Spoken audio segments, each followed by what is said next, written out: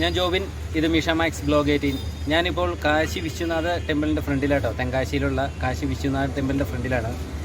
ഞാൻ റോഡിലേക്ക് ഇറങ്ങിയേക്കാത്ത ഭയങ്കര ചൂടെന്ന് പറഞ്ഞാൽ ചില്ലറ ചൂടല്ല. ഏതായാലും കുഴപ്പമില്ല, നമുക്കതിൻ്റെ ആ വാസവിദ്യകളും കാര്യങ്ങളൊക്കെ ഒന്ന് കാണാം. ഇത് തെങ്കാശിയിലെ പഴയ ബസ് സ്റ്റാൻഡാണ് കേട്ടോ. ഇതിൻ്റെ ഏകദേശം ഒരു ഓപ്പോസിറ്റ് ആയിട്ടാണ് ഈ പറയുന്ന ടെമ്പിൾ ഉള്ളത്. നമ്മൾ സ്റ്റാൻഡിൽ നിന്ന് പുറത്തേക്ക് ഇറങ്ങി അല്പം ഒരു 10 മീറ്റർ ലെഫ്റ്റ് സൈഡിലേക്ക് മാറി കഴിഞ്ഞ് കഴിഞ്ഞാൽ അതിൻ്റെ നേരെ ഓപ്പോസിറ്റ് ആയിട്ട് ഒരു ഗള്ളിയുണ്ട്. ആ ഗള്ളിയിൽ കൂടിയായിട്ടോ നമ്മൾ ഉള്ളിലേക്ക് പോകുന്നത്. ഈ കാണുന്നതാണ് ഗള്ളിയിലൂടെ കുറച്ച് ഫ്രണ്ടിലോട്ട് കയറി പോകണം.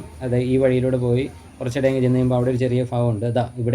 ഇവിടെ നിന്ന് ലെഫ്റ്റ് തിരിഞ്ഞാൽ മതി. ഇവിടെ നിന്ന് ലെഫ്റ്റ് തിരിഞ്ഞ് അങ്ങറ്റത്തായിട്ട് കഴിയുമ്പോൾ റൈറ്റ് സൈഡിലേക്ക് ചെന്നാൽ നമുക്കവിടെ അമ്പലം കാണാം.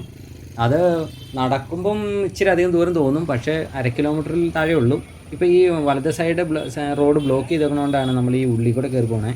ഇനി ഇതിൻ്റെ ബാക്കിൽ കൂടെ ചെന്നാട്ടാണ് വരുന്നത്. ശരിക്കും നേരത്തെ എന്ന് പറഞ്ഞു കഴിഞ്ഞാൽ നമ്മൾ ഡയറക്റ്റ് ഫ്രണ്ടിലേക്ക് ചെന്ന് കയറുന്ന പോലെയായിരുന്നു. ഇപ്പോൾ അവിടെ റോഡ് പണി നടക്കുന്നതുകൊണ്ട് ബാക്കി കൂടെ കയറിയതുണ്ടാവും. ബാക്കി കൂടെ കയറിയാണ് നമ്മളിപ്പോൾ അതിൻ്റെ ഫ്രണ്ട് സൈഡിലേക്ക് ചെല്ലുന്നത്. അങ്ങനെ ഇച്ചിരി ദൂരം കൂടുതൽ തോന്നിക്കും.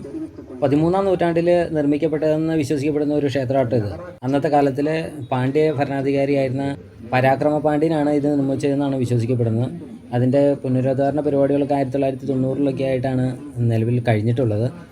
വളരെ മനോഹരമായ കൊത്തുപണികളാൽ രൂപകൽപ്പന ചെയ്തിട്ടുള്ളൊരു ക്ഷേത്രമാട്ടോ അത്. കണ്ടാൽ നല്ല ഭംഗി തോന്നും.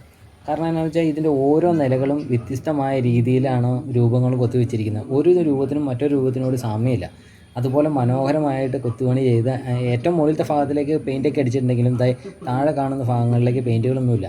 ഗ്രാനൈറ്റ് അങ്ങനെയുള്ള കാര്യങ്ങളൊക്കെ ചേർത്ത് വെച്ചാണ് പണിതിരിക്കുന്നത്. ഇപ്പോൾ ഈ മുറ്റം തന്നെയാണെങ്കിലും കല്ല് പാകിയിട്ട് വളരെ ക്ലീനായിട്ടും നീറ്റായിട്ടുമാണ് ഇട്ടിരിക്കുന്നത്. ഇതിൻ്റെ ചുവട്ടിൽ നിന്ന് നോക്കിയാൽ ഓരോ ഭാഗങ്ങളും ചേർത്ത് വെച്ചിട്ടുള്ള രീതിയിലാണത് രൂപകൽപ്പന ചെയ്തിരിക്കുന്നത്. വളരെ മനോഹരം. നമ്മൾ ഈ വീഡിയോ കാണുന്ന പോലെയല്ല, നമ്മൾ നേരിട്ട് എന്ന് കണ്ടു കഴിഞ്ഞാൽ അതിശയം തോന്നും.